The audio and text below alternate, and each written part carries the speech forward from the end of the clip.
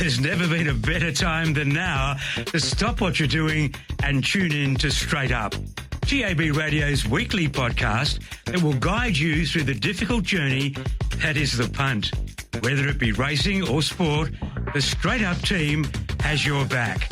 Now, from the studios of TAB Radio, welcome to Straight Up. Thank you, Trevor, and a very good afternoon, Rylie. Good afternoon, Mart. How are you? Oh, I'm going well. We're about to catch up with Mick McGuane for Dankz Furniture. Get a bit of an entree before we go to Albany. Hi, Mick. G'day, Marty. G'day, Rylie. How are you, Mick? Yeah, really well, mate. Been going around to a few AFL clubs recently to watch them train and see who's reconnecting and who's injured and what type of training drills they're doing to see if there's any brand recognition about changing style or game plan. It's been interesting to sit back and watch some of the bigger clubs go to work and some of the bigger names in footy reconnecting with their clubs.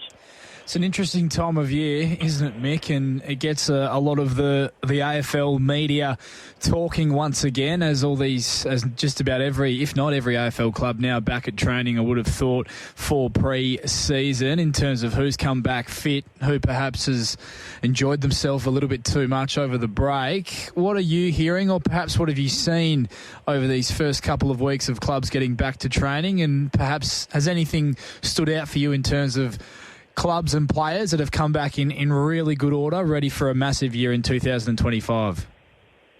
Well, the big one for me, Rylie, is just the Melbourne saga over here about, the challenge of culture and is it right? And who's going to drive the change? What's been said from a administration standpoint, and Gary Pert stood down, going to be in some sort of capacity as a consultant, but I'm more interested in the players, and the big one, as far as I'm concerned, was Christian Petrarca getting back into the fold, and also Clayton Oliver, to see whether or not he'll attack training with the venom that he was like probably 4 or 5 years ago, because he lost his way last year.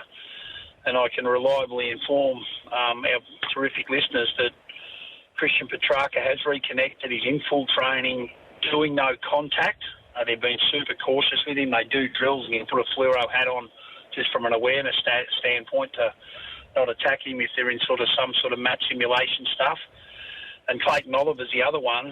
He's in full training, and he's certainly improving his fitness. He's not there yet. And they've also had a pretty solid camp, a real honesty session that has taken place, and Christian Petrarca led that right from the front. And he hit him up between the eyes about the cultural change that's needed, because there's too many people out there that do too many good things from a playing perspective. If there's individuals within that footy club that want to tarnish those names, they all get tarnished with the one brush, as we know. So we want to eradicate that, and going forward he wants to be involved in the footy club that's super professional, to revisit what they did a few years ago by winning that premiership over there in Perth. So it's positive at the moment. Petrarca's back reconnected. Oliver's working extremely hard. Harry Sharp won the trial, the time trial, the 2K time trial. He went sub 6 minutes, which we'd expect. And the big one for me is having a look at Harvey Langford, pick 6. He'll be the type of player that might get introduced to AFL footy right from the outset. He'll probably start forward, rotate through non-ball. And I know for a fact that Christian Petrarca has sort of put his arms around this young kid, and he's a young man on a mission who's from Mount Martha, played at the Dandenong Stingrays, and he's worked really hard to win the respect of his senior elder statesman. And from a positional standpoint, Harrison Petty, which I was pretty strong in the articles with the Herald Sun last year, they're wasting his time as a forward. He's not a forward. I know they had to probably look at identifying some structural changes in front of the ball, but he was all at sea as far as I'm concerned. And with the emergence of young Matty Jefferson, who's put on some size, it does look like that Harrison Petty will go back and play that supporting role alongside May. And Jake Lever, which they did in their premiership year when the three of them worked as a trio, to be very hard to score against. So that looks like a positive decision that Simon Goodwin's going to make. What about your Pies, Mick? How do you think they're shaping up heading into next year, and how have they returned to the track over the past couple of weeks? Yeah, well, it's interesting. I'm down here, just parking just outside where they're training out. The VFL's underway. My young bloke's been asked to train with the VFL. He's going to do a week next week with the AFL, which I'm really excited about. So watched a couple of sessions down here. Josh Dacos, Nick Dacos, they're back in the fold. Really interested to see where they were going to start the training of Dan Houston. He's been training across halfback, which I thought was a no-brainer, but there was talk early when he did get picked up in that trade period to go and play as a winger to get more up the ground. But I think his best position, he's an All-Australian across half-back, and I think with the way he tries to attack the game by having courage in his conviction to come back through the corridor with his magnificent leg that he's got, it's going to serve Collingwood's game style really well. And apparently, from all accounts, some people I've spoken to, he's settled in really well. And there's a couple of other guys in Degoe, McStay, who's in full training. Degoe looks really lean. Already he's lost weight. He looks in good nick. He hasn't joined in every session at this stage. And Jamie Elliott's the other one for me. If those three guys, we know they can all play forward. We know they've got the capabilities to hit the scoreboard. And with Brody Mychek coming back into the fold from his injury from last year, they'll be much better served if those four players can stay on the park. Then all of a sudden a bit of Nick Dankos or Josh Dankos with their magic can be a part of that forward line as well to hit the scoreboard. They'll be much better served next year. Hey Mick, all sounding good about Collingwood there. We've got Mick McGuane online for Dankz Furniture. Mick, have you been out to Windy Hill and had a look at Essendon, how they're training? Yeah, been out to the hangar, mate, they call it now. Oh, of course. Windy Hill was their old base, as you know, Marty, but they've been really working extremely hard. And as we spoke probably 5 to 6 weeks ago, I got it on good authority that Brad Scott didn't miss the players when they were about to go onto their little hiatus away from the footy club post-season. And they've come back in really good order. They've really attacked training with venom. They know they've been close, but they've got no cigar for all their hard work over the last couple of years when they were in prime spots. By midway of the season to play finals footy, Zach Merritt's leading the way. He's playing a lot of half-back at the moment, just to probably look after him a bit, but also trying to develop that inside group that they need to get, match-hardened practice into. Harry Jones is being pushed up to a wing, as we witnessed a bit last year. The other one who's a young boy that's really elevated his training standards, who we might see a bit more of, is Archie Roberts, cross-wing or even half-back. I've been really impressed with Sam Durham. He's elevated his training to another level again. We know he loves the contest and he just gives his all, does Durham. And he's setting the scene through the middle of the ground once again. And what they're really focusing on, fellas, is to keep their width and they're holding their lanes both in offence and defence. They've had a history of probably collapsing their offensive or defensive shape at times, which makes them vulnerable in transition, more so defensive transition, when they close down their outside outlets and they get scored against with the opposition's back to front ball movement. But that's one thing they're really working on at the moment, getting that connection piece right to make sure they defend the ground better than what they historically have done. Just one on there, Mick, from me, that Saad Al-Hawley. I think you know a bit about him. Have you spotted him? Yep. Yeah, he's been getting a lot of the ball. I'm always pretty critical, Marty, about ball users and decision makers, because I reckon they hurt the team based on the turnover game that it is. He finds it, he gets into good spots to get it, but he's a bit of a rusher. So the more exposure he gets to that type of training they're doing at the moment, he might see the game better in front of him, the more exposure he gets at this level. But he'd want to, because he won't survive AFL footy based on turning the ball over or making the poor choices that he does under the extreme pressure he finds himself under at times. Nick Del Santo comes to mind, blokes with cool heads, composed, see what's in front of them. Brendan Goddard was a bit like that. They just get bang for buck when they get the ball in their hand. And let's face it, there's always a question, what's the most important kick of footy? Is the exit kick now at a defensive 50 or is the money kick going inside forward 50? And let's face it, when you watched Essendon last year, it was their inside 50 kick to that forward 50 area that really cost them. Yeah. Mick, were there any teams at stages last year where you watched them play football and you may have thought to yourself that perhaps, gee, this side is a bit behind the eight ball from a fitness and a running perspective? No, not really. I thought North Melbourne was the only one that didn't train at the intensity. I probably gave them a little bit of a whack in an article over here to challenge them to elevate their game, and more so I looked at the individuals who could drive those standards, and it was Luke Davis-Uniacke that I probably singled out. If he's going to elevate his game to be an $800 million player, he's probably got the capabilities to be that in the market that we now see. If he wants to be the next, Nick Dankos, do yourself a favour, Luke. Come and watch Collingwood train and watch Nick Dankos go about his stuff. Because when you compare the two in terms of work rate and intensity they train with, it's It's chalk and cheese. Yeah, And it's no coincidence that Nick Dankz is the player he is because of the work rate that he does at training. It's that training simulation, it's the training habits that are formed over a long period of time that make you great, and you just can't pick and choose with your effort. So start at training, and I reckon if Luke Davis-Uniacke took that criticism on board and was constructive from where I sat, I've never been personal. I don't want to be personal, but I'm there to give some opinion and be constructive in that process. That's what my eyes were telling me, and I'm going to write it. I'm going to put it out there, and I've got a thick skin, but my eyes tell me. I'm not relying on someone else to tell me. I go to watch training, and then I actually put out there what I do see when I'm making comparisons of that nature. You can't compare the two. One's a Volkswagen, and one's a Mercedes-Benz in the showroom. And until you get to that position, then we can talk you on equal footing when you compare the work rate that I see during the training phase. Massive statement there. Brilliant. Love hearing that. Conversely to your question, Rylie, is there a team that you thought towards the end of back of last season, or this season, just gone, that if they can have the good pre-season, they can take a few strides up the ladder?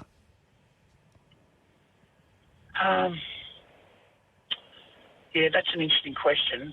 As we know with young players, they can improve rapidly. And on the back of that enthusiasm, that infectious nature they bring to the fabric of a playing group, the elder statesmen can sometimes jump on board. And the reason why I say that, we had some great players in the end of the 80s when I first started out at Collingwood. We had guys that were entrenched in that senior team, Dankz, Mullane, Banks, Shaw, great leaders, terrific players.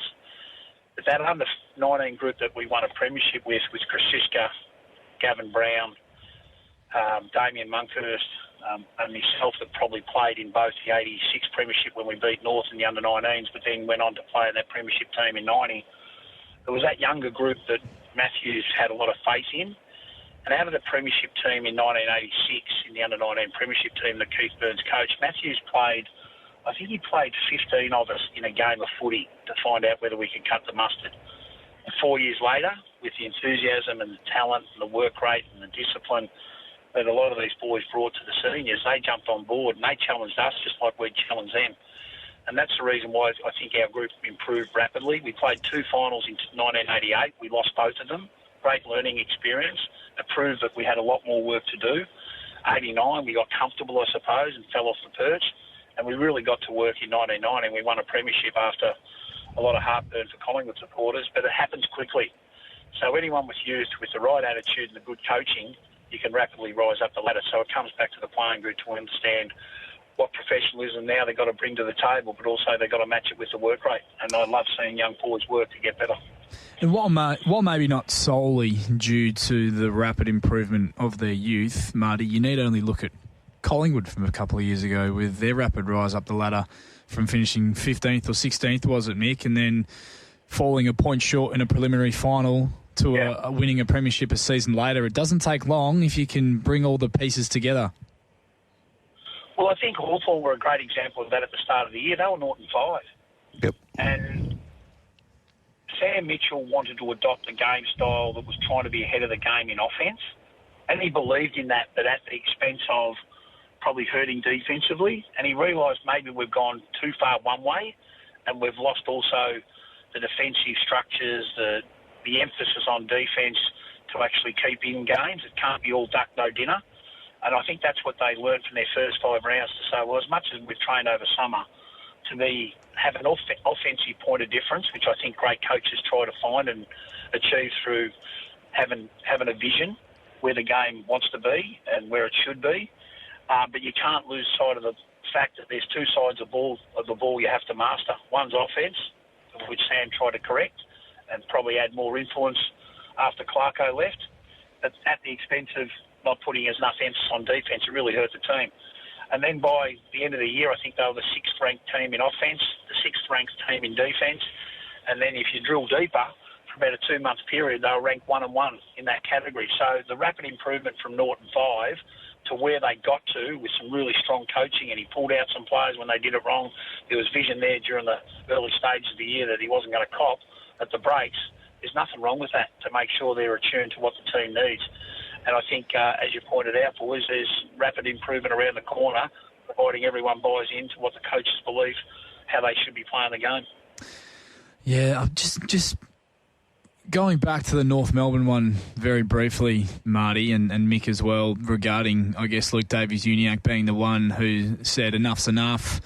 We need to lift our training standards if we want to take ourselves seriously in competing with the best of the best in the competition. And that is still a worry for me, that he is I wouldn't say the barometer, because he's got Sheasel there now as well, but if he's the benchmark at training and also close to it on field, he's still one that he becomes a free agent at the end of next year and still hasn't re-signed with the club, and there are going to be some big offers on the table for him. So while they have North Melbourne are a club who I could see rapidly improving, and there is plenty of young talent there for them to work with, and they'd need to start showing something this year, he's still a big, I guess, unknown heading to the end of next year as well, whether or not he's going to be there for much longer.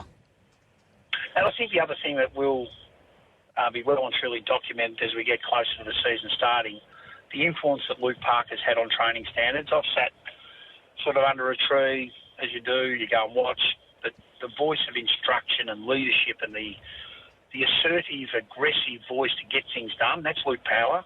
And that's the Sydney way. Yep. That's the Sydney way. They demand on each other the expectation. This is your role. Accept it. Play it. Do it. That's what we need you to do. And Luke's a fantastic leader. He's got another opportunity. He's not going to come out half pregnant. He's going to be all in, and he certainly has been with his instructional voice in situational training that relates to game day.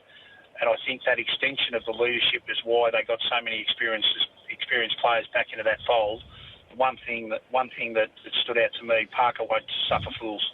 Okay. He demands high when it comes to training, and he'll get it done. And he'll be one, Marty, who also looks at the buy-in around him from these younger players this year, and any improvement that they can show over the course of 2025. That's going to play for me a big part in whether or not he starts to look elsewhere at offers that are potentially more appealing to him once he does hit that free agency period. What about down the category? Bailey Smith, all reports are that he's hit the ground running there and very impressive. Absolutely. I haven't actually gone down the highway to actually see them train, but the reports are, if what you read's right, he's certainly hit the ground running. We know he's been a sublime athlete. He's certainly got a tank like no other. He gives great effort, great work rate. He'll get up and down the ground. He's always thought he's a midfielder. He's got the ability to go from inside to outside. And once again, I come back to, does he kick the ball well enough to really hurt opposition teams going inside 50? I just love players that can win it and use it. And the team that they play for hit the scoreboard because of the creativity a good midfielder's got. I just question whether Bailey Smith's ball use is where the best players are at. Okay. If he can use the ball as good as some of the elite midfielders in the competition, like a Bontempelli who streams out of stoppage, I'll guarantee you Norton's and Ugle-Hagen's eyes would light up like a Christmas tree. Will that be the same for Jeremy Cameron next year when Bailey Smith's coming out? So watch this space.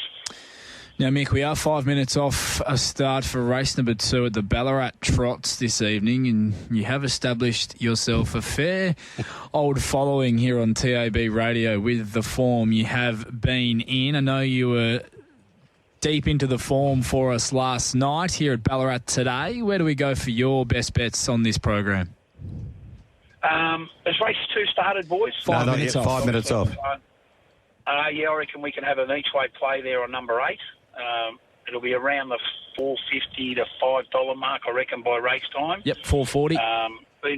Been racing without much luck, and from the inside draw, it's going to need it again. But just the way the race shape sets up, the breaks might come its way. So I don't think we'll miss each way race 2, number 8 on the program. Another bet I think we can probably look at, because it's a hard night for value. I reckon there's a roughie there you can have $5 each way, and that's a horse in race 4. Millie's Prince, they bet $151.19. That was just ridiculous. It was worth a $5 each way bet. I don't know what it's into now, but it'd probably be around the 50s or 60s mark. And I think $51 it's each way play. $51. Yeah, I think it's worth a little pony each way. It'll outrun its odds. the horse to beat's Nothing Sweeter, particularly if it gets across. But I just think there's a fair bit of speed underneath Nothing Sweeter for Nathan Carr, and if it does get held out, I'm not sure being in the running line with no cover over 2,200 metres suits that horse. So a little play there at the big odds, race 4, number 2. It'll outrun its odds. I think race 5, number 3 is a good thing. First up, Emma Stewart stable now, but it'll be poison odds. And the other one I think to play for the night is our favourite horse from a couple of weeks ago. It's no 850 tonight, but I can see the short price favourite, Picture Us Rolling, spearing straight to the front for Ellen McDonough. Should cross those inside it and be very hard to beat in the last. So if you're having a quadrella, it could be a one-out job in the last. Okay, that is race 7, number 5, Picture Us Rolling at $1.80. Race 7, number 5 there. Well, if you roll them up, the race 5, number 3, into race 7, number 5, that'll get you around $2.70 for the double there for those two favourites. Mick? Yeah, well, they'll be both hard to beat. If you're that way inclined to take shorties in a multi, I reckon you should be collecting. Hey, Mick, your thoughts on the Inter Dominions at this stage? Yeah, it's an interesting one. I'm just not sure. I'm not. It's inconclusive, Marty. Have you got a view? Well, our pacing aficionado, Michael Radley, just poked his head in, and he's been on Minstrel and Don Hugo all the way. I know Minstrel's now got to qualify, but he said he is an absolute special on Saturday night. He'll be winning. So that be the case, and Minstrel qualifies, and Don Hugo couldn't have been more impressive there last night after getting terrorised on the opening night. So he's in a good position. I'm just trying to get TABtouch's outrights up at the moment. So they are both $4 each or 2. Captain's Knock is 5, Can't Find a Better Man 6, Max Delight 8, Narano is 9, and Curly James 11. But, gee, the weather at Bathurst threw a cat amongst the pigeons last night, didn't it? Did it what? There's no question about that. But I looked at Saturday night's fields and I thought if they bet black figures, Minstrel, I'd suggest that's a play. I don't know whether there's early markets gone up as 210, he said. Yeah, well, there you go. I'd be diving into that because he just looks better than him. Don Lou will be probably in the market. So will Narano, who you just mentioned, at $9 to win the actual Inter-Dominion.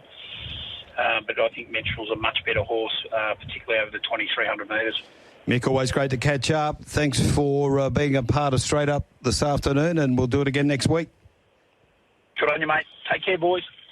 There is Mick McGuane. He's brought it by Dankz Furniture, the comfort of home. Dankz Furniture, 6 great locations at Osborne Park, Joondalup, Willerton, Port Kennedy, Midland and Mandurah. Family owned and run for 50 years. Clayton and Michael Arnold are keen supporters of the racing industry here in WA. Go to danks.com.au.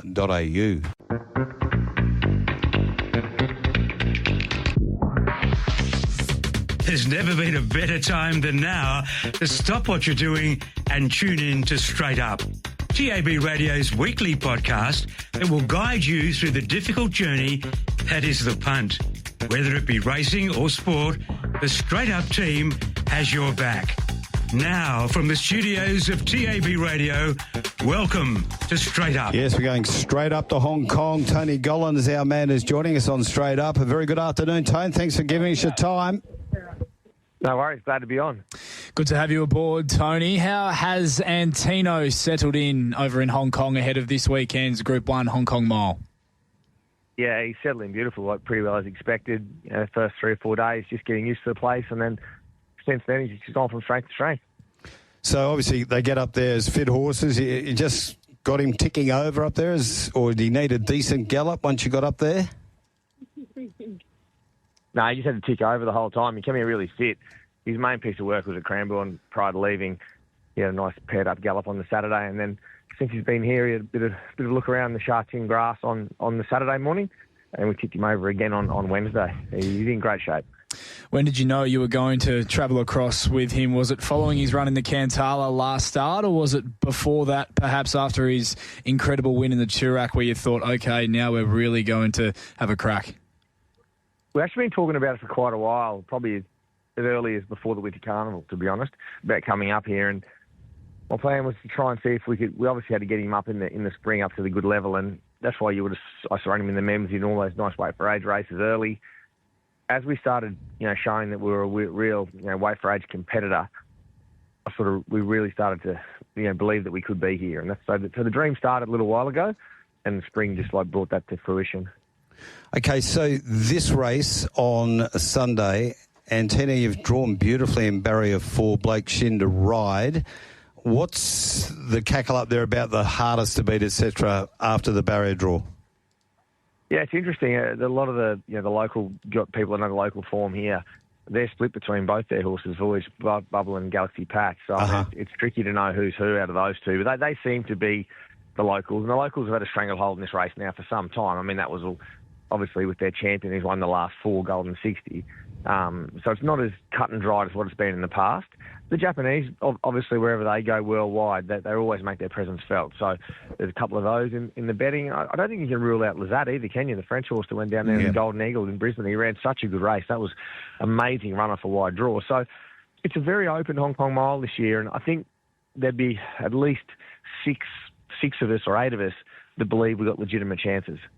Tony, have you done a dive into, I guess, how what the cackle is, or how you anticipate this race is going to be run there on Sunday? Yeah, it's very interesting as well. I mean, this race historically can be run quite up-tempo. Mm-hmm. I guess it just depends. I mean, we saw Lazat go forward in Sydney. Will he go with that sort of gusto in this race? We know he can stick on at that clip. Then you got Voice Bubble up here who races forward to the speed in the Hong Kong races. But, you got a world-class rider in J-Mac on board. If he does take up the pace, well, he's not going to go too fast. So it's a bit of a tricky one. The Japanese horse is one of those to roll along as well. So I'm hopeful for genuine tempo, but to be fair, I'm probably a little bit lost as far as what the actual speed will be. What are they saying up there about Galaxy Patch's last run when, to face value, was disappointing? I think they believe the jockey possibly may have got it a little bit wrong that day. Yep. It was a real sit-sprint race, as you would have saw if you watched it. And, I think Vincent Ho, rode him. I think he'll ride him a little bit different for having ridden him on that occasion, the way that he rode him. So I think possibly maybe a little bit of jockey error. But there's no doubt going into that last run, he was, the heir to the throne up here, so to speak, from Golden 60. So there is a big expectation that he could easily bounce back in this race on Sunday. But for me, I'm just more fixated on my own horse and just getting him in good shape. And if we can get him to turn up in the same shape he's been in Australia, well, my job's done. If that's good enough, well, it's good enough. What is the weather like up there at the moment, Tony? We know it can be quite warm and always very humid. Clearly, Antino, your horse, has taken no ill effect to that. And what is it looking like conditions-wise heading to the weekend? Yeah, it's not humid at all. It's actually quite nice up here. It's better than Brisbane at the moment. So it's more humid at home. So, no, it's terrific. The weather here has been around about, between 18 and 20 degrees. So it's been really good. No humidity. So the weather's been very, very kind. And I think hence why this meeting does attract such a global contingent of horses. I think the weather is very kind for most jurisdictions to come here at this time of the year. Good camaraderie amongst all the internationals that have got up there. Yeah, it's quite funny. I've never been in a situation where we've been in a quarantine centre like that, training out of before. And, it's just like a mini Olympic village down there. People from all over the place. And, they're all very much very friendly, very accommodating. Young Bailey Noda, who's looking after my horse, all the staff sort of stay out together in another area. And they all seem to get along quite well. You hear them a bit of banter of a morning. But, no, it's a good camaraderie. Everyone's got here at different arrival times. But the majority of people seem to get on very well. We're taking a look at you conduct an interview right now on our monitor for Sky Racing, Tony, and tell you what, Mart, from places you'd rather be. Oh, let's go there now. Latch onto the coattails. Exactly right. So in that bit of track work, was that you with recommendation and that was it out in front? No, that was me in front. That was you in front? Recommendation was behind. Yeah, I'm the black horse in front, yeah. Yeah. And he just sat about 3 or 4 lengths behind me, and we could just hear him where he was there, which kept our horse's mind on the job a little bit. He can have a really good look at things, Antino. I toyed with putting the blinkers on him, and then when Kieran said, I'll just sit just 3 or 4 lengths off you and just follow you about, then I took him off, and I was happy for that sort of work. And he worked really well. The data back off the work, really reiterated what we saw visually, and that's what you try and achieve. When you're working horses, you want to see them visually please you. And please your rider. That's very important. And then when you get the data back off the gallop, you want that to reveal what you've seen. That's exactly what happened on Wednesday. So ideally from that barrier and with maps, where do you want to be in the run? I think I want to be about 3 pairs back, one off, midfield, one off, something like that. Mm-hmm. That'd be ideal. I'd have us in a winning position, but that'll depend on how he steps away, and then how the race unfolds after that. The good thing in my corner is I've got a rider on who's world class, Blake Shin, and also he knows my horse, incredibly well. So, the combination with him and Antino is fantastic, and obviously he's an elite level rider as well. So, I'll be happy wherever Blake has him. Tony, do you have a winner for our listeners back at home in Queensland over the weekend? Yeah, I think I do. I mean, a couple of nice chances at Eagle Farm there on Saturday, and it's good to be back to Eagle Farm with all the rain we've had around. I think Transatlantic can win the Gateway. It's a race I particularly target most years. It's a ballot free to our Stradbroke handicap, which is obviously a race that's eluded me, and I desperately want to win. So I think Transatlantic also can win the Gateway and make his way to the Stradbroke next year. Angela Jones in some good form as well, Marty. Is she ever? Well, hopefully we've got good weather up there because it's been pretty heavy the last few meetings up in Queensland. Tone, to be up there sharing the stage with the likes of Young Rising, Romantic Warrior, it's all set to be a massive day. Have you seen this superstar sprinter Young Rising in training while you've been up there? No, I haven't. We go on after all the locals finish, so right. They get all the locals off, and then the internationals. Then we come out of our area down the far end of the track. So I haven't seen him. I actually got a lift back into town from Sha Tin not long ago with David Hayes, and we were talking about the superstar sprinter on there, and both commented he's not a fully furnished product yet. He's scary how good this horse could be. Wow. So I can't wait to see him on Sunday. It's just such an amazing meeting. The 4 big Group 1s, internationals in all of them, and some absolute local champions. So it's a terrific meeting to be a part of. I didn't understand the enormity of this day until I've been up here, and it's certainly set a little fire in me. I'd love to be back. Well, we can't wait to see how Antino goes on Sunday, Tony, and I'm sure you're going to enjoy seeing Young Rising in the flesh there as well. Best of luck with your horse, and we'll be cheering on from here at TABradio. Absolutely. Thanks, guys. Thanks for having me on.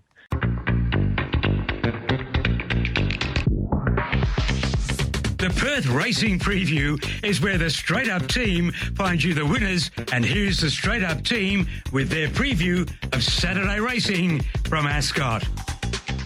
Oh, yes, it is the TABtouch Northerly Stakes, and to tell us all about it is our great mate Brad McGuinnett. He's back in the building. How are you, mate? Oh, hello, Mart. Hi, Rylie.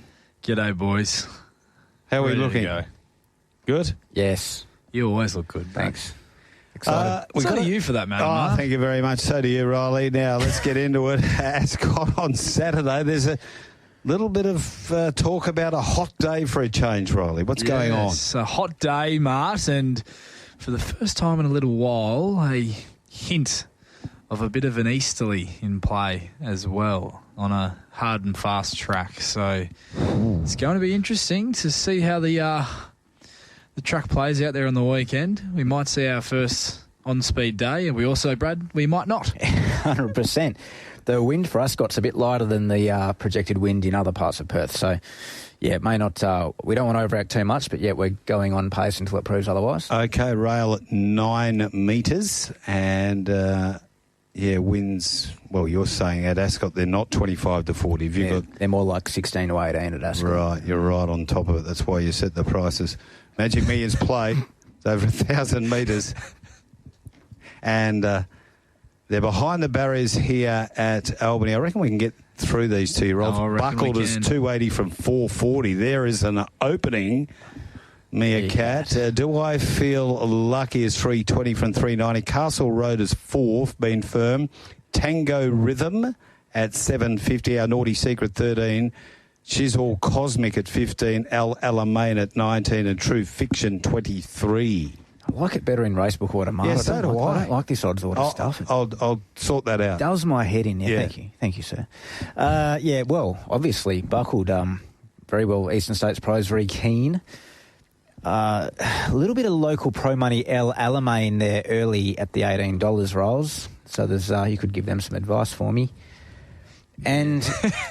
Also, do I feel lucky, Eastern States Pro money as well. So buckled mainly, and a little bit of do I feel lucky with some local pros keen. Tango Rhythm and El Alamein. Get back in the queue, champion, and have it again. Yeah, not a strong opinion here from me for the babies. Not overly keen, Brad, to follow the beaten brigade out of the Crystal Slipper, though, so I thought we'd take a bit more of a look into some of the new two-year-olds being blooded here. Castle Road and Do I Feel Lucky squared off in a recent pretty slick 400-metre jump out where they broke 24 seconds. They both look very quick and both have drawn well, and are also both bred from proven performing two-year-old families here in WA as well, just with the slight lean towards Castle Road, who is currently a longer price and has drawn underneath Do I Feel Lucky, so I'm hoping the bullet can fire him to the top and be the first to get a look at the fence over the 1,000 metres. El Alamein, the other Jordan runner, I think looks a pretty big price at $19. I didn't mind the recent trial behind Search and Time, so he's the full sister to Search and Rocks and does look very talented, and they ran some solid time in that trial as well. Also drawn nicely for Steve Parnham and Wolfie's pair. It surprised me a touch that Sean McGrady went with Tango Rhythm, maybe just with the race experience over Our Naughty Secret, because I thought Our Naughty Secret trialled really well behind Exceed the Boom, who comfortably beat home Tango Rhythm in the Crystal Slipper there on debut. So not a great deal from me here, gents, for race number 1. Castle Road needs to get to 450 and then I'll be on it. Okay, Lights Castle Road, straight up looking at Ascot races on Saturday, and race number 2 on the card. It is the Swan Draft Handicap over the 1,600 metres. 1 Weapon Sons, 41 to 34. 2 Fast Flicker, 550 to 5. 3 Bruce Almighty is 18 to 16. 4 Investment Strategy, 5 Firm. 5 Russian to the Bar, 4 to 360. 6 Ginger Green, 14 into 11, and Keshi Boom 7 has been firm at 265. Local pro was keen on a bit of Dutch play, Mart. Fast Flicker at the 550. Russian to the Bar at $4. More pro money Russian to the Bar there at the 390. And some local sharp money there, Fast Flicker as well. And they're starting to pile up in that $200 and $300 range for Keshi Boom rolls. And Eastern States Pro money, Ginger Green. I always worry, Brad, every time you mention a bit of Dutch play with Dutchy not yet to get involved on the text line. So just be very careful there. Yeah, no strong thoughts again from me. I thought it was a tricky start to the day. Rushing to the Bar is just screaming to win another race for mine. I loved how he closed off late behind Fast Flicker last start over the 1,400 metres, and thought he was comfortably holding, if not extending away from Keshi Boom through the line. He gets 2 kilos in his favour here on Fast Flicker from that run, and he's racing like he's looking for a mile. My only concern with him, potentially, Brad, the conditions, and whether he leaves himself too much to do against the pattern. If it is tending a bit on pace early doors, but Rushing to the Bar's ready to win another race again for mine. He poses more value at the price than Keshi Boom, who is at a bit of a crossroads. I didn't think she exactly savaged the line once she got clear last start. The blinkers do go on for the first time, and I thought there was perhaps a chance. She ended up 3 back the fence here, potentially, with the map, but yeah, I just struggled to come at her with the blinkers going on, being the all-important gear change at the price at the moment. I think she's well enough found, and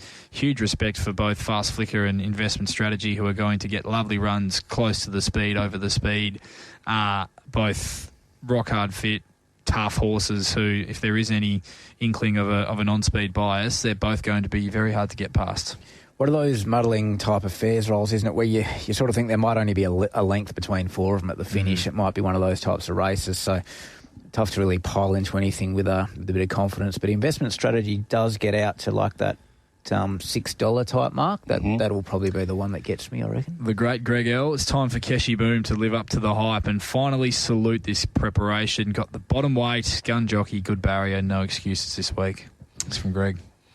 Now, important notice here too from the Maylands Mauler. Apparently, his tips are available on OnlyFans, and I've got no idea what that means. I think it's only fan because it's one of them. But if you're searching for his tips, apparently you go to OnlyFans, put in Maylands Mauler, and they'll come up. I don't know what he's wearing or anything like that. Will you get some bonus snapshots? But race 1, he's with Do I Feel Lucky, and race 2, Keshi Boom. And I'll get in front of the game here. Race 3 is with the 5, None So Spicy. And the betting here is one more too many is 10 to 9. 2, Show the Way, 15 into 13. 3, Gold Maker, $10. Number 4, Superdo Express, $6.50. 5, None So Spicy, $3.20 into $2.20. I wonder if he got the $3.20, the mauler. 4, Bang for Buck, $23. 5, 7 Candles, $6. 8 Duettas, $18, and 9 Nicely Played in 15 into $13. Oh, you know he got the $3.20, and you know he boosted it too, Mart. You know it. Yeah. None So Spicy. A few of the local pros keen when that market went up at 6 o'clock last night. Had the couple of $900 bets at the $3.20, $1,100 at the $2.80. Eastern States Pro thought $2.50 was enough. He's had $1,400 at the $2.50. Eating. 7 Candles local pro keen there as well, $400 at the $6.50, and Eastern States Pro, similar thought process there as well. But yeah, None So Spicy is the one they want to be on. Yes, understandably so. Sorry, I got sidetracked. I was actually reading. I came across Duppy's unread text from last week. Right, the Dup. Oh, it's got me good. It's Duppy here, gents. Retrovision will cancel their sponsorship if we don't get any texts read out. Rylie Morgan sent to Albany as going about as good as Pat Cummins, so I don't blame the selectors. I think it got read out. I think that one did. Yeah. Did that get read out? I must have missed that when I was listening. But that's good. That's good gear, Dup. Well done. None So Spicy, hard to beat. Sharp filly.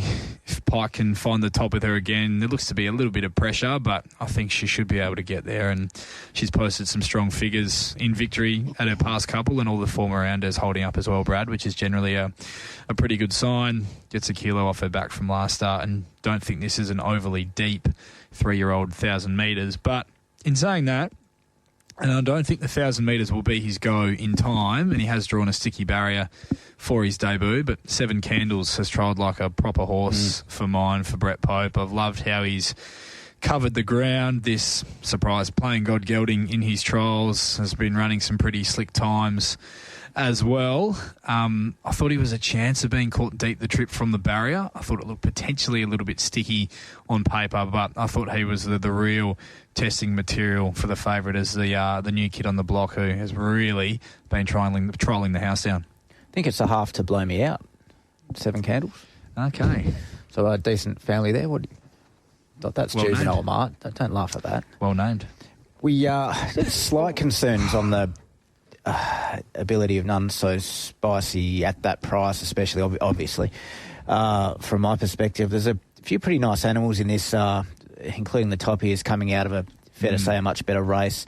Show the Way, who I think is actually going okay this prep and might get a pretty nice run there, and Goldmaker, who's... Bit of an interrupted prep, though, for Show the Way is the issue, maybe. Goldmaker's always shown plenty of ability, and those two are probably... Show the Way and Goldmaker are probably a couple I can look at each way at those sorts of prices now that market has settled. So the race does have a little bit to it, Mart. Yes. Now, Duppy's having a crack at me for reading out text from last week. Dupp, we will get to your text a bit later. I'm waiting. I'm holding fire and trying to time my run with your text up, so we'll get there. Mart. Okay. I got a text here. Is Goldmaker any relation to Goldfinger? No. No. Okay. Wouldn't have thought. Back in the day when I was a really young guy in Kalgoorlie, I was the racecourse PA announcer. You get on and I'd love to be at Albany right now. I'd go, those 2 people on the front lawn, would you please make your way inside? You've won a prize. Won a prize. The only ones on course. No, they're not. They've got a good crowd on course. They've just gone inside at the moment. They're about to get hit by a tumbleweed. Hey, MCA Polytrack Handicap, it's over the 1,000 metres, and 1 Street Parade is $20, 2 Twain's Angel, $3.90 into $3.60, 3 Divine Belief, $3.70 into $2.70, 4 Valenci, $16, 5 Ruler Rocket, $19, the People's Horse, 13 into 11 Halatorian, Thomas Magnum, 20 into 18, Rupert's Empire is 20, Another Strike 12, and Celestial Storm 7 into 650. Little spec. Some nice bets here, Mark, to go through. 800 Divine Belief at the 370, 900 at the 340, 700 at the 330, 600 at the 280, 1200 at the 270, all for Divine Belief. Another 500 there at the 280 as well. Celestial Storm, a couple of $500 bets at the $7, if you don't mind. We'll support it early. Aside from that, nothing. Yeah, pretty straightforward race for me. Zeroing in on two, those being Divine Belief and Celestial Storm. Bit of Dutch play. No, not really. I'd more say back save. I just think there's a bit more value in Celestial Storm. I couldn't have trialled any better. Is that more Greek than Dutch then, Mart? Continue on.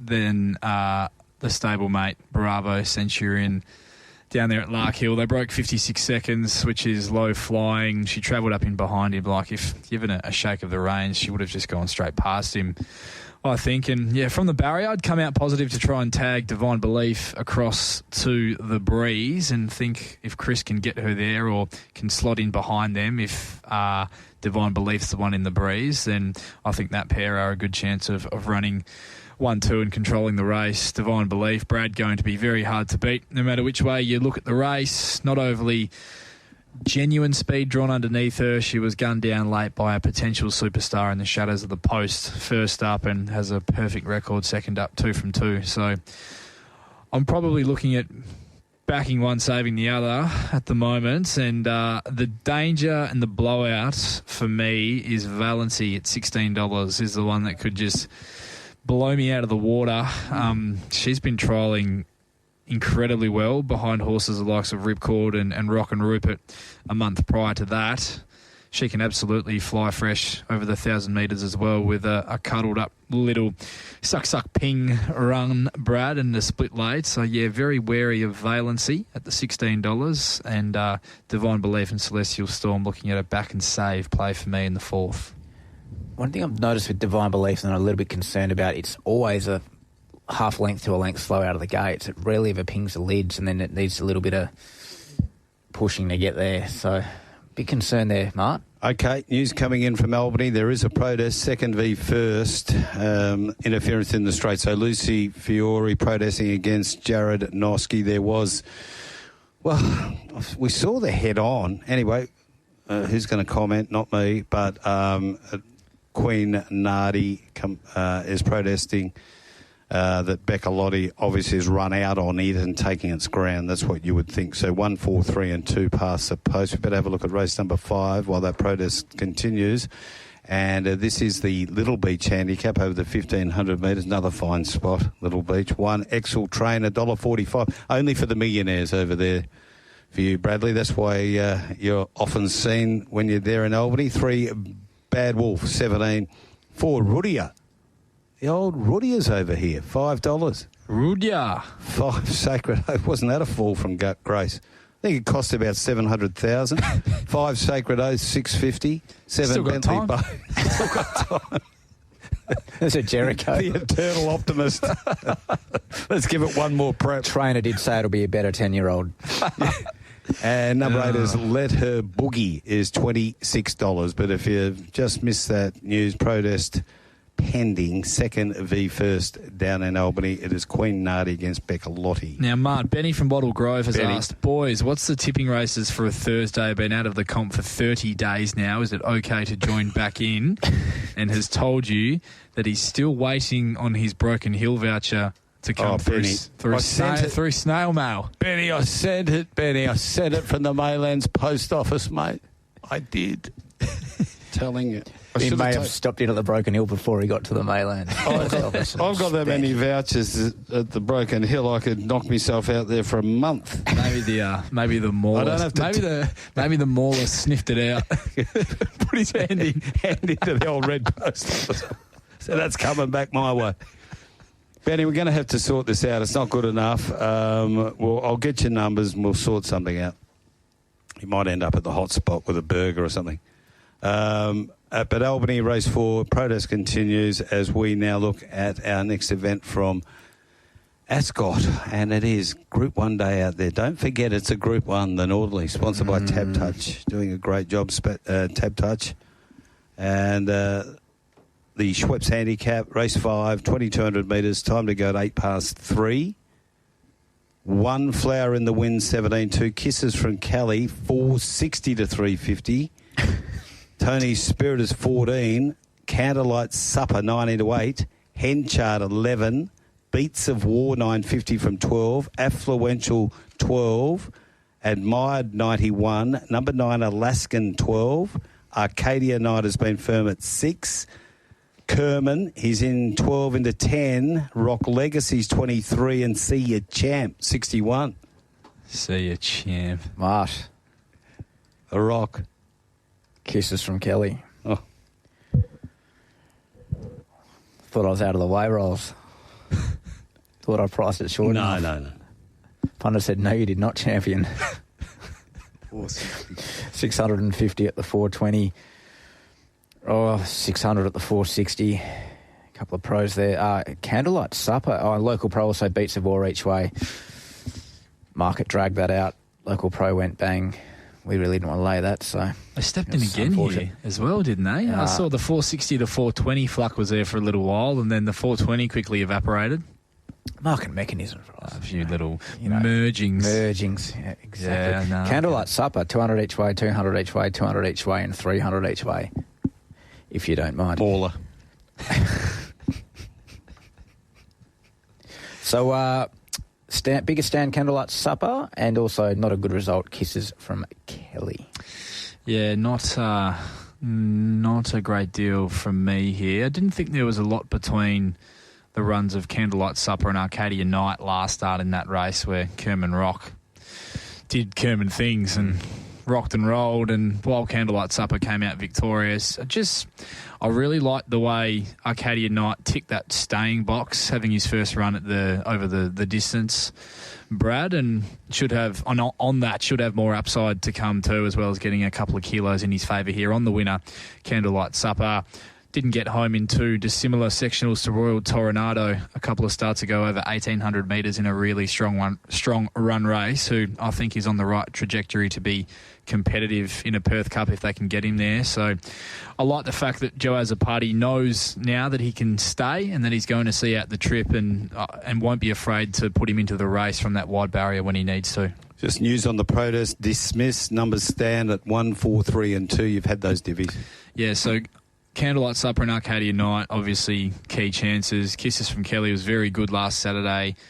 Maybe a slight concern on the back up, 7 days, second up, into a race that you can anticipate is going to be very genuinely run, Brad, off that quick spin. 100%. But he did go 1,700 metres to 2,100 metres off 7 days last prep off a freshen up and won well. So it has been a formula that's worked for him before, but clearly for him to run as well as he did first up over 18 last week, he's up to the mark fitness-wise. Oh, clearly Holly Taylor knows his horse inside out because she's done a great job with it. Even when some of the placement has sort of had you scratching your head, still the horse always puts in a great performance. So outstanding job done with that horse. Bit concerned, Rollers, when they go pretty fast in a staying race and there's still about 6 of them over a length and a half. That always sort of throws up question marks, doesn't it, Martin? For me, the Beats of War was finally showed a bit of form. I've always thought this was like a Country Cups type horse with that sort of ability. It's been in and out of form, but really, you can see it now running a proper race and love that each way price. Yep. Unfortunately, someone's already snipped away at it, but we might get that again. So, yeah, Henchard was good too in the same race. Yeah, tough, very really tough run. But yeah, D-Max horses, Mart. I think they're just starting to warm up a bit. Yes, and Beats of War certainly one of those. So I can see why Brad's made a strong case there. Okay, just backdating for the Mauler. He was race 4, number 3, Divine Belief. Race 5, number 4, Candlelight Supper. We'll get in front of the game here. Race 6, number 3, Profit Pocket. Has he got merch coming? Yeah, the Mauler merch. He's actually sent a photo in of him down at the pool. That's the one that's on OnlyFans. It's a ripping shot, I've got to say. First leg of the quad. This is a TABtouch West Speed Platinum Series final over the 1,400. And, gee, it's not a bad race, is it? One Climb on Top is 950 to 9. 2 King Cartel, 550, been firm. 3, Profit Pocket, 7-6. On Patrol, 18, 21, into 12 with the arm. Bang. Janny, 350 out to 370. 6, Miss Vasari, 750, 10 into 950. Bo Talk is 15 out to 23. Swim Through, 34.51 back to 41. Empress of India's 21 out to 34. Mac out to 51. Mia Gusto's 21. Dialing is 71 a drifter. 13 Belgierne. 11 into 7 interest down there. And Imperialise 34 to 23. So you would expect a field like this, there'd be a fair bit of specking going on. Love it. Yeah, there's a bit going on. Local pro early place money Imperialised, 333 at the $7. Belgierne pros keen, 200 at the 11, 200 at the 950, 900 places at the 320. I get that. Plenty more lining up there. Each way money Miss Vasari, there's going to be a whole lot more of that coming. King Cartel each way, Climb on Top, 200 each way there at the 950. Rolf. Gee, I fear for you, Brad, if the great mare gets up in this race on the weekend. You might not be seen till wedding day if she was to salute. When she salutes. When she salutes, yes, correct. But no, yeah, I was, I found this another really sort of, it's just not, I was like, can they just give me a card where I can find a bit of form, please? And I've walked away from this program overall going Headache. Oh wow, not the card to find some form, but that's the wrong attitude, isn't it, Brad? Not the right attitude to have. Spent more time on one yesterday. Yeah, we're getting warm. Anyway, yeah, so good race, really competitive race. You could make a case for a number of these here. King Cartel going to be ready, fully fit now, third up off a really good start to his campaign, and maybe we'll get conditions to suit. I thought he'd be the one that'd find the fence in front and roll along, and he's going to be hard to run down regardless of the conditions out there, I think, on the weekend. Bradley and the each-way price on offer for him does appeal somewhat for me. Janny won by less than a length in the final lead-in, but that doesn't tell the full story. I thought she was pretty dominant, and the sectionals will tell you that as well. She's just starting to put it all together now, and while the draw is very wide and conditions may not be suiting, you can just about almost guarantee that William Pike's going to lob her in that 3-deep cover moving line from that wide gate. There's just none better at it than he is. Miss Vasari finishes top 4, maybe even top 3 with a I'll say, better steer last start from the barrier, drawn 15 of 15 despite going around at close to triple figures. Good afternoon, Batesy. Mark Zara. Excited, Brad? The big man. Got Steve from the Vines having a crack at Mart here. Gee, Mart, you're turning back the clock a long way talking about a past job in Cal. Keep it relevant and current, champ. That's a bit hurtful. Water off a ducks. Water off a ducks. Inappropriate, really. So let's talk Vasari, Ross. Gets 2 kilos weight versus Jenny. A better barrier map. Jenny gets a worse barrier map. Copped a length worth of interference and has 3.3 lengths to make up. Well, that accounts for more than that. So we're very hopeful there that Vasari can. The issue is how these on paces might actually get what they might find their spots pretty quick, might they, Rolls? King Cartel, Profit Pocket, Belgierne just handy. Bo Talk goes forward. Bo Talk. Another one I want to talk about, Bo Talk, dropped the bit around the corner. I think needs room and needs to roll. They'd want to try and find the breeze with him, wouldn't they? Well, it's a horse that's gone a lot better before being on pace, taking off and doing it tough, and it's come back a better horse, his preparation. So I'm looking forward to them trying something a little bit different here. Yeah, I can make a good case for Belgierne just with the run that she's going to get. You go back through her form. I think she's in career best form this time in. Stable flying. Stable's flying. Beaten under 2 lengths, Miss Sky High. 2 back, who was dominant in the last week. Last start just got stuck cutting up the 3 wide line and was still only beaten despite the tough run she had, just over 2 lengths at the finish. So, yeah, with the gun run, gets 1.5 kilos on Janny. She's one that's got big claims, I think, at the genuine each-way odds as well. Good race, Marty.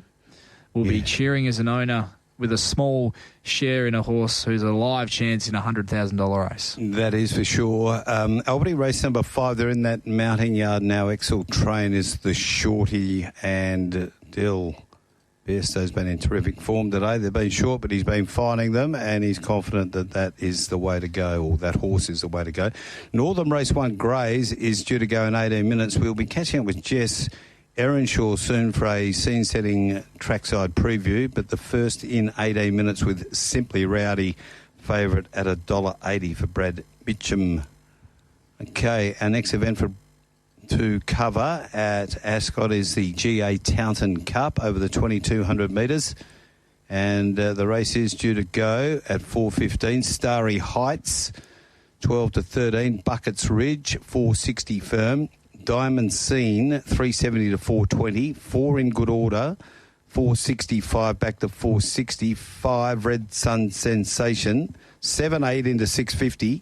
Dasher Brandy's 91. Demolishes 17. Fat Roy Slim is 61. Hemlock Stone is 20. Playhouse Patron is 20 a drifter. Simply 7 into 650. In good order, 800 at the $5, Mart. Simply a couple of $500 bets at the 650. Playhouse Patron, a couple of hundred there at the 20s. It's pretty much it. There's a lot of money piling up around this. It's just a lot of rank and file stuff, but that is about it, Ross. Yeah, we are. We're flying through this preview, so we might just get to a couple of these text messages before we get stuck into the GA Taunton Cup. This is good. Racky from Queriting. G'day, guys. If Lon's Delight salutes on Saturday, I will officially be known as Racky from Koh Samui. Have it going for a small island. Cheers, Brad.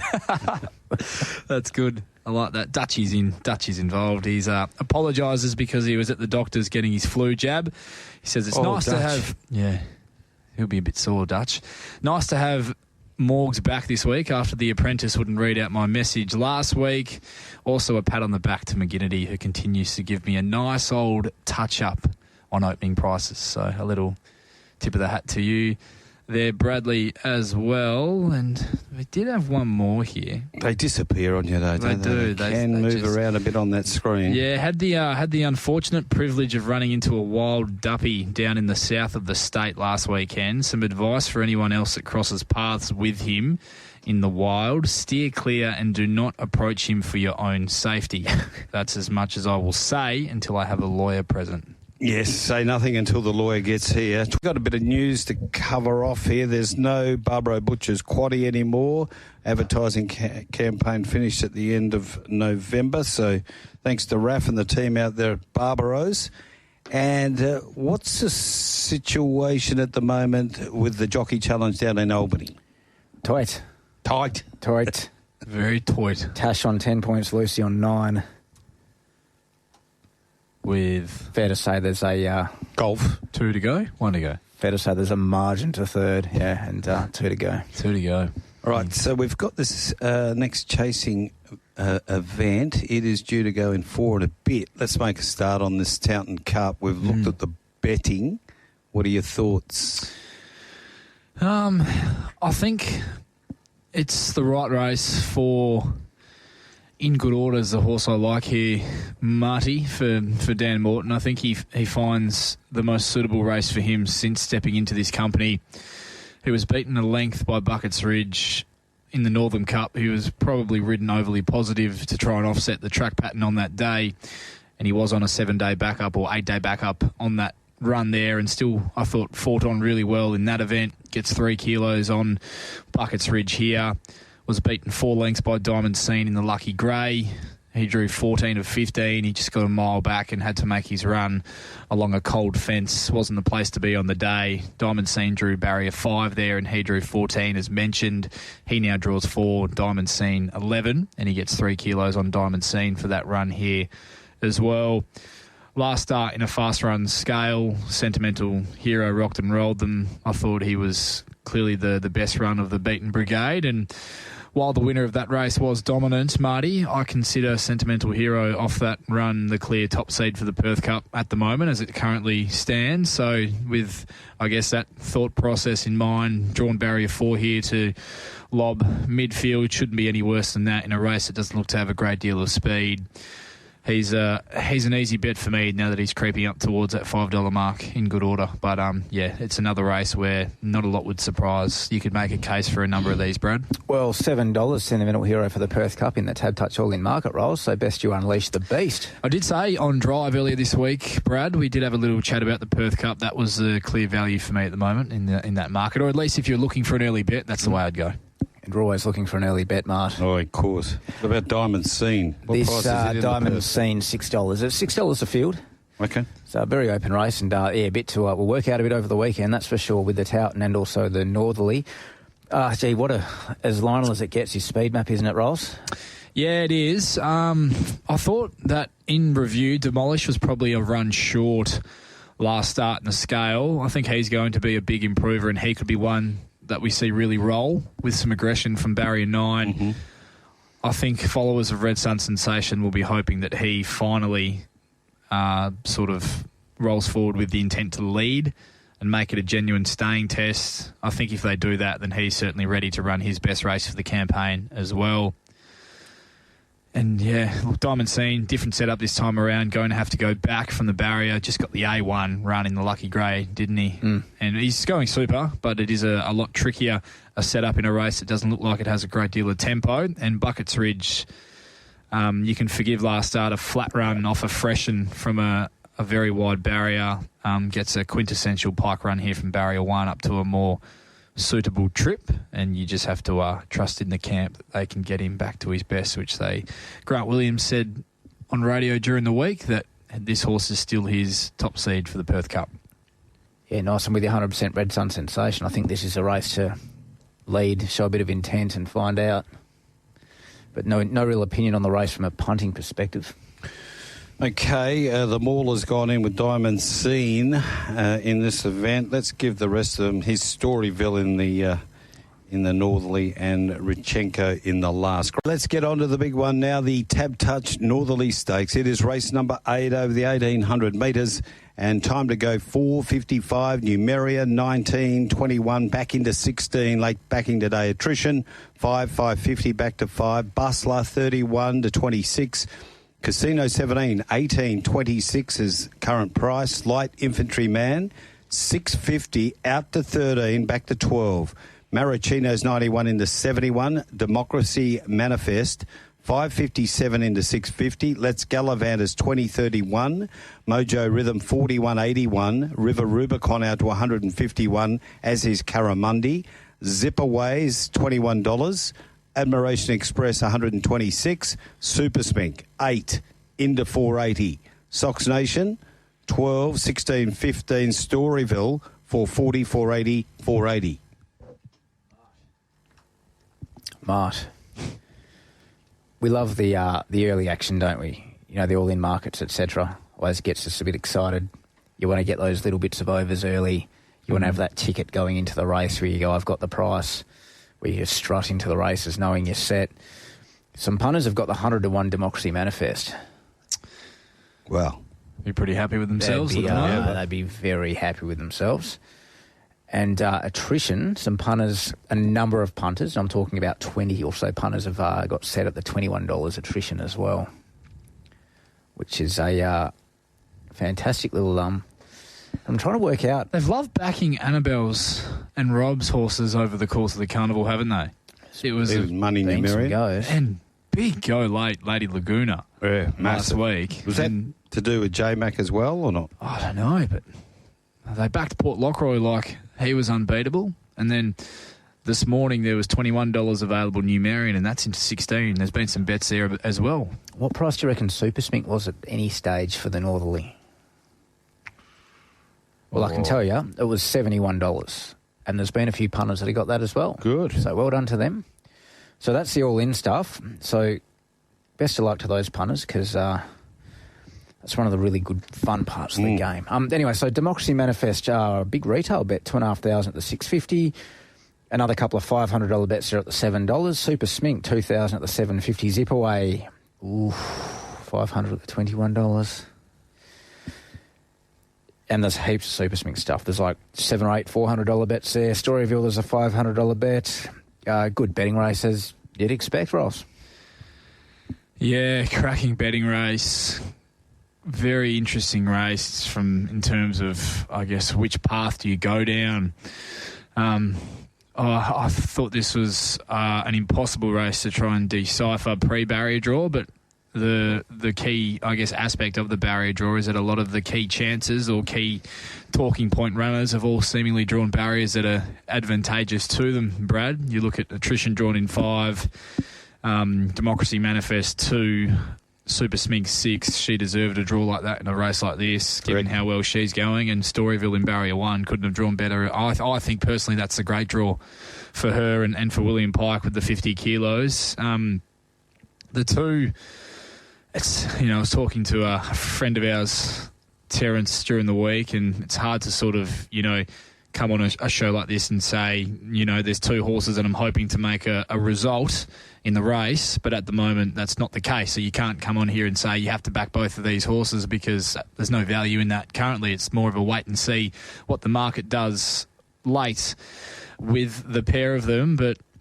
Storyville and Attrition are the 2 for me, Marty, heading into this race, the Northerly Stakes. We'll start with the local Hope Storyville. She's the sole 3-year-old filly in the race who's done the champion fillies, as we know, WA Guineas Double.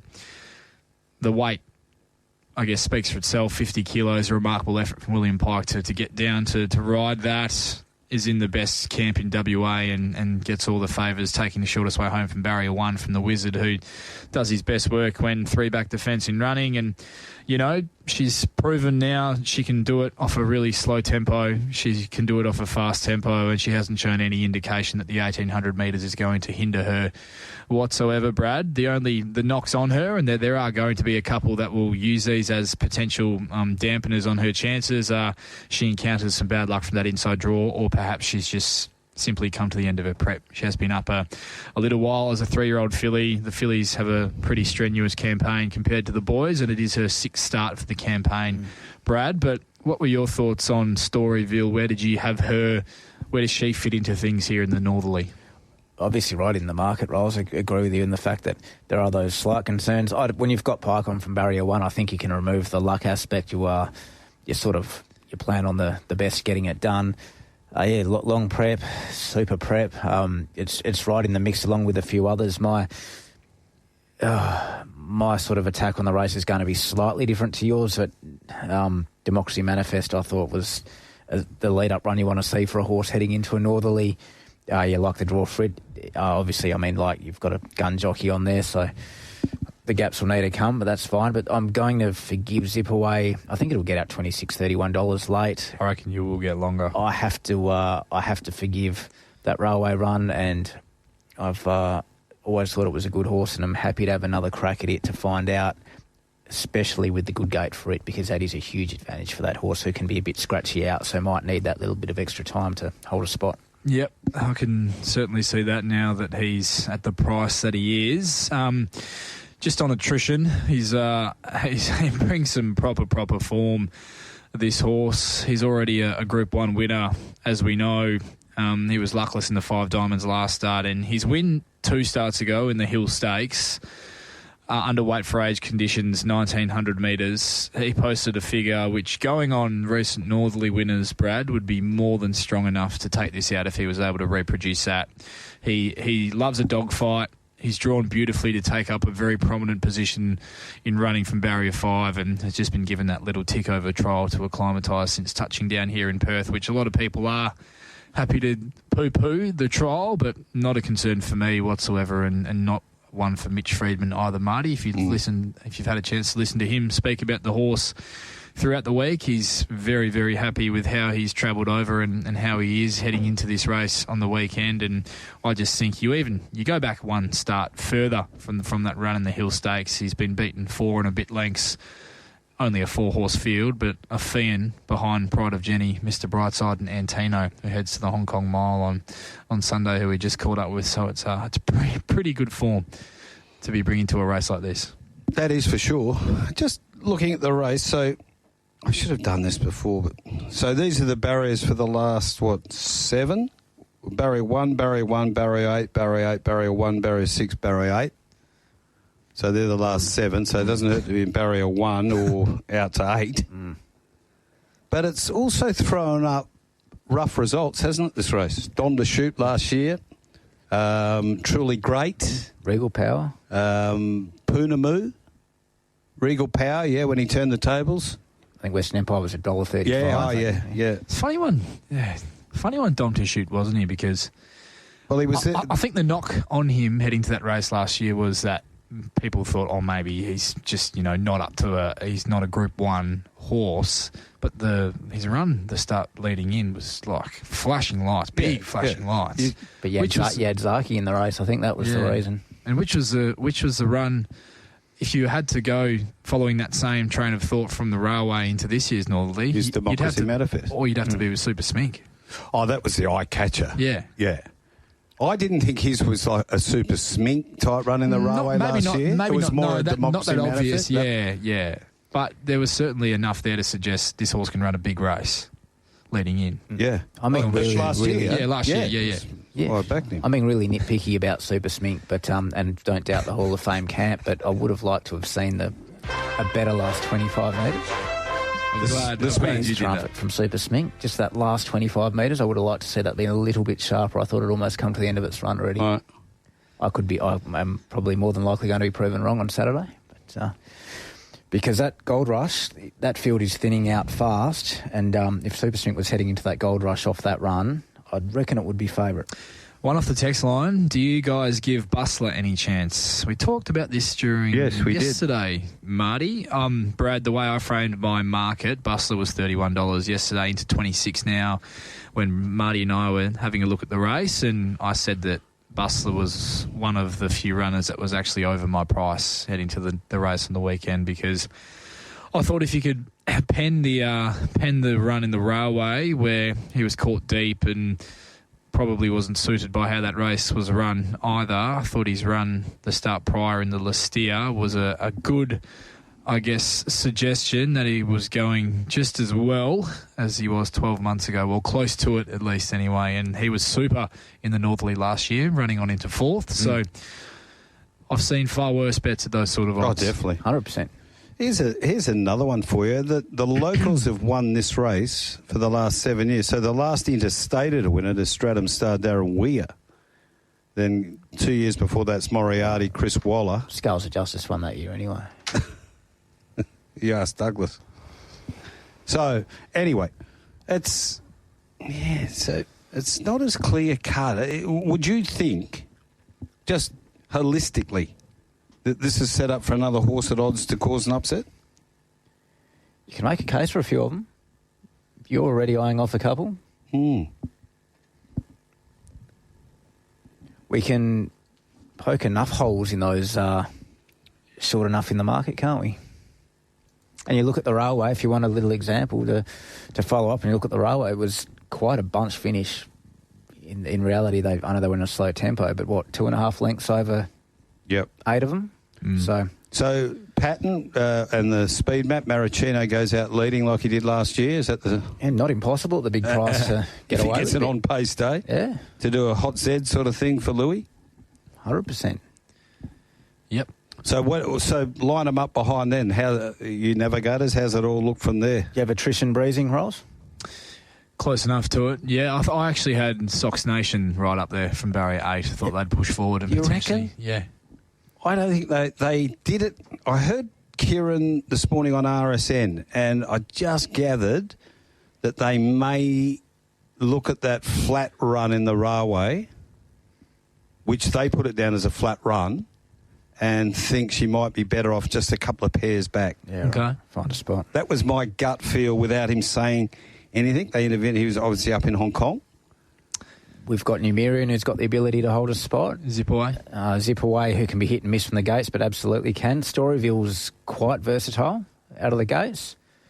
I wouldn't be shocked if it ended up leaders back, Storyville.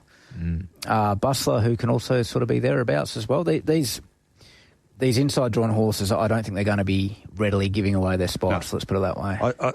I'd say 3 back, Storyville. That's where he'd want to be. 3 the fence, yep. Yep. That could leave attrition being leaders back. That wouldn't be the worst thing in the world, would it? Yeah, well, Democracy Manifest could, it looks great, and I thought it was great initially, but I did go back and watch a few of his runs back over in Sydney, and he can be incredibly tardy out of the machines. It was interesting when you said that, because he can do that, and here's another. I'd rather see him if Marachino goes along, say they run a 148 or something, if it's an easily and on pace and the track's pretty firm, if they're around that 148 mark, Democracy could well be sort of midfield. Yeah, well, that's where, I think that's, in an ideal world, that's where they'll land. But you also run the risk, if he does take 3 or 4 strides to actually muster out of the machines. They go quick at the 1800. All of a sudden he's 4 back the fence. Mm. Yeah, I don't think anyone's mapping it being any closer than third pair. Yeah, that's for sure. Following Storyville, if that's the case. Might not be a bad spot for Zara, to be honest. But and then, you have him to mitigate any sort of tardiness or whatever. Yeah, doesn't seem a heap from out wide that's going to be coming across. So it's, they're holding their spots on the inside. So is the knock Super Smink just the 1800, is it? From your point of view? Only from and it's just a minor knock. I'm poking holes that the horse is flying. And also, that's not a horse that's going to be settling any closer than third pair either, and it's got the great gait, but I don't think anyone can be expecting it to be in the 1-1 or anything like that. I think it's more just for me, I guess, in previous campaigns, and I know Dan's a genius, absolutely, and he's trained the horses, on record said he's trained the horse differently this campaign to previous campaigns, but just in the back of my mind that in preparations gone by that they've been somewhat a bit reluctant to step her out over even 1,600 metres and thought she was at her best over 12-14, and that was where she was going to be at her absolute peak, and now, she's stepping up to 1,800 metres, albeit in career best form. Group 1 weight for age company horses who are going to see out a strong 1,800 metres on their ear. That's still just the slight knock is the question that she has to answer on Saturday for mine with Super Smink. Light infantry man, we haven't spoken about him. Interesting one. I was a bit grey on him heading to the railway. I'm a bit grey on that Chester Manifold form, to be honest. Marty did have a fair bit go wrong in the run, copped a bit of a check, raced in restricted room. But for mine, was just never travelling well enough to be remotely in the finish in that race. Had everything gone right anyway. Yeah, for mine, if you're going to go on the believe what you see and disregard the outside gate, then you take Let's Gallivant at twice the price, don't you? Mm. Yeah, at 15, barrier 15, I think the job is ahead of it. No wonder the drift, 650 out. Let's line them up. I had 16 Storyville on top from 2 attrition, hoping to make both a result in the race. And then rounding out my top 4, I had 14 Super Smink, 7 Democracy Manifest. I am backing Democracy Manifest and Zip Away. I'm definitely backing Zip Away.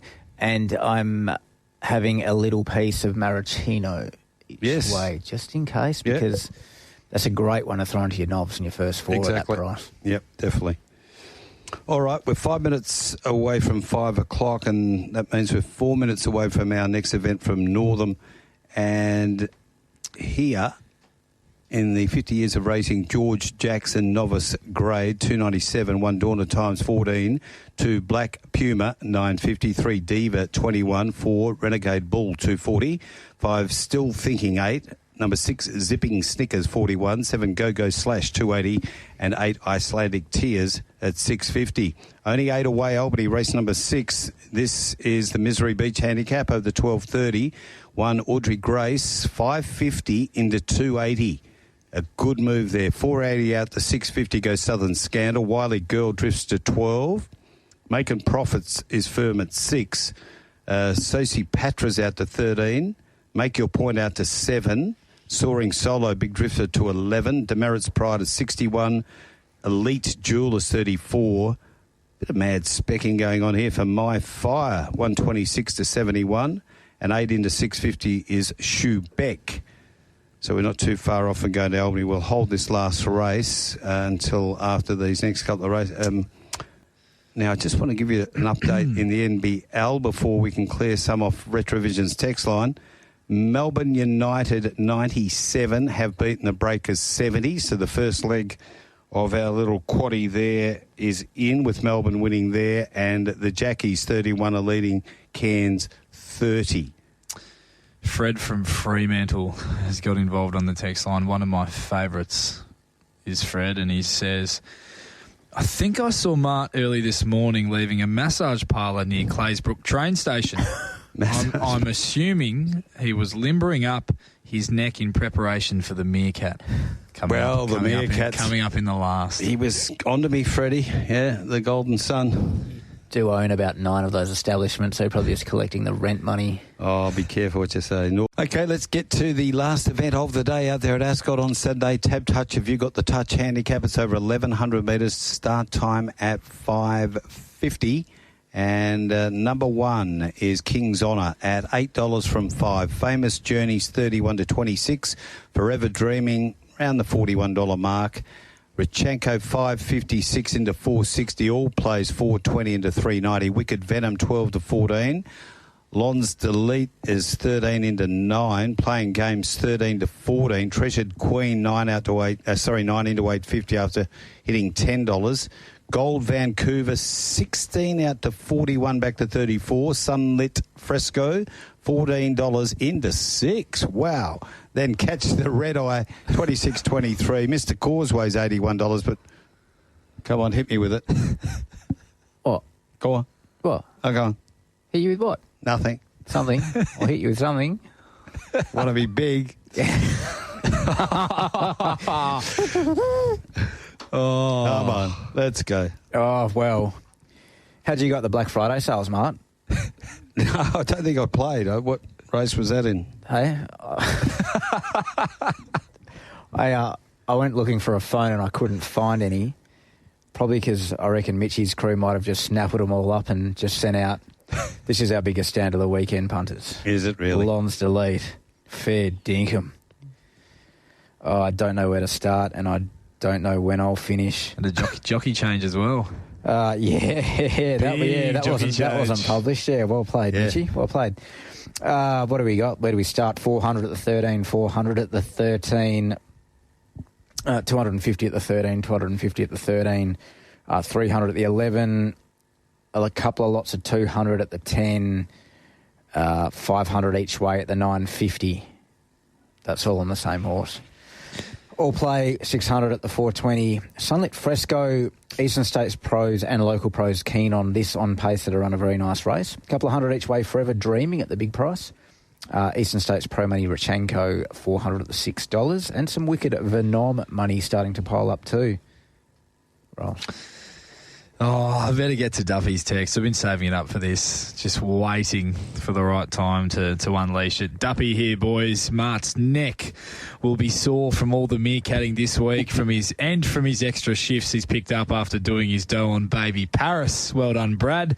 He's given you a nice little tip of the hat there, Bradley. Great week for the Dup. Was feeling just about as good as Norwich was last weekend. Divine Belief, Miss Vasari, Super Smink, Sunlit Fresco is the only time I've felt something downstairs in the past 8 years seeing the $14.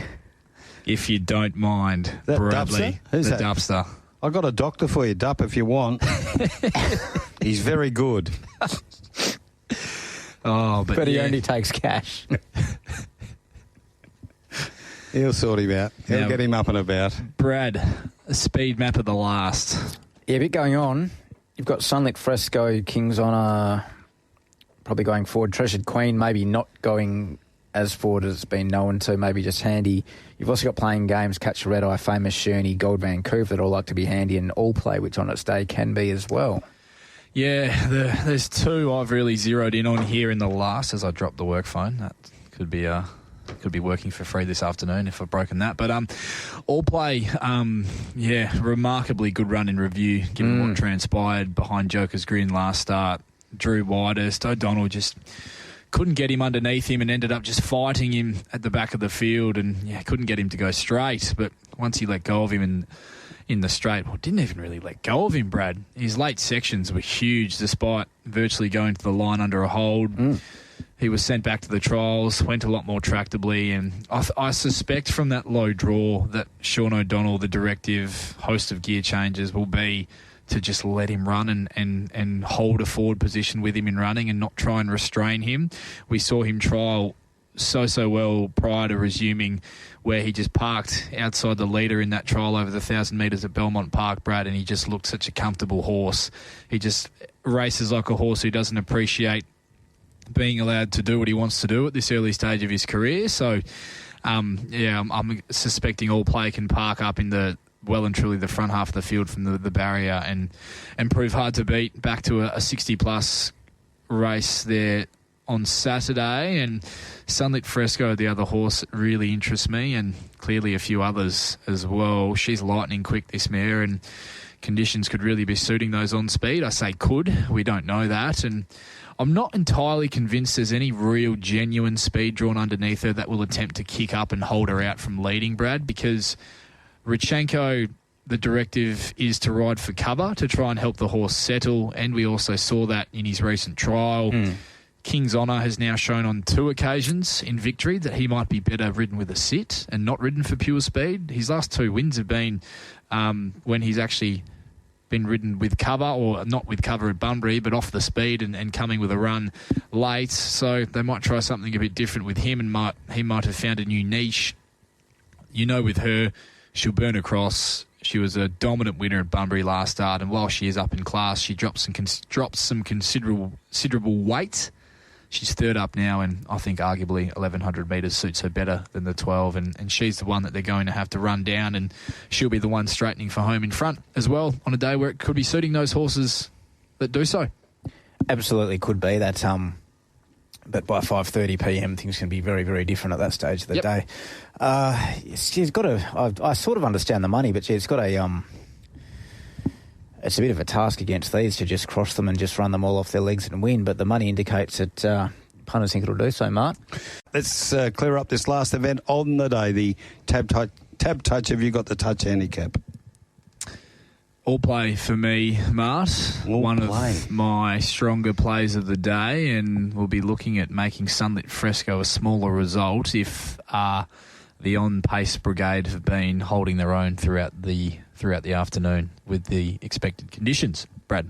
One I didn't think I was going to back, but at the $9 around the trap, so I sort of have to now. King's Honour. I didn't think it would get to that price. It's a nice setup for it, so happy to play there. And Lon's Delete, I was going to play at the $15 plus, but now with that jockey change, I'm not sure it's getting back out there, but who knows? It does have that sort of profile of a horse that can start a bigger price. While we're with you, let's get your best bets. Yeah, there's a few here, just for something different.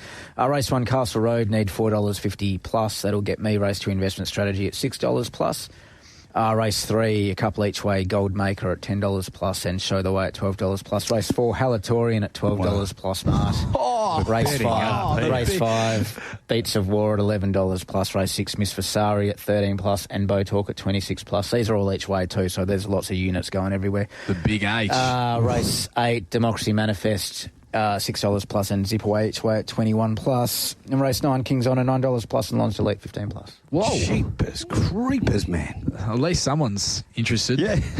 Because I'm not really. Jeez, if you get this right, it's Bahamas, here we come. Yeah, you might be joining Raki at Koh Samui. The Spiders on course are going home alone. I'm not there for them. For me, back save, Celestial Storm, Divine Belief in race 4. Yep. In Good Order in the Towton Cup is the one for me. Race 7, race 8, hoping to make Storyville and Attrition both results in the Northerly Stakes. And final race of the day for me, All Play, one of my, I'll say, on a tough day for a best, I'll make All Play my best in the last, Marty, to round out. And All Play. Sunlit Fresco, the one, I'll be looking at making a smaller result if the on-pace brigade have been holding their own throughout the day. I was trying to remember if Luke Fernie told us in that interview yesterday that Celestial Storm was the best, or was it after he won his second race? Then I remember that we didn't get him on the program, so it must have been after he won his second race yesterday out there at Belmont Park. It was in his post-race Yes, interview. and they quizzed him, and he said Celestial Storm was his best. And just one off the text line from the great man, the great Butchie O'Connor. Afternoon, boys. Couple of things. Super Smink will get 9 furlongs on her ear. Her dam line includes Nijinsky, Hall Pack and Viscount, a grandson of 8 Carat. She also has the benefit of natural maturity, so scratch distance as any concern for her. Good, well done. Secondly, I reckon Playing God won 2 Kingston Town Classics back when it was the Kingston Town off-average railway run, so watch out for the Neville Parnham factor with Bustler. That's the Butcher. The Butcher is leading our Publican of the Year award. He was fantastic out there at the Mundaring last Friday. This Friday, tomorrow, we're at the Kingsway. Racing on the road gets underway 12:30. You're there? I'll see you there, Mart. You'll be bringing Dougal. No Dougal. No. It's a no-dog policy out there at Kingsway. Looking forward to catching up with Mitch Freedman. He is a star. He's bringing along his partner, who is... Track Cat from Kieran Maher. Will Bourne from Kieran Maher's coming out there as well. Not only has he got I tell you what, Will Bourne might give you a run in one of those tight TABtouch poles. No, he's not only got a Hollywood name, but he's got the Hollywood good looks. So we just walk along behind him and see what falls out. 22 past 5. See what you can get.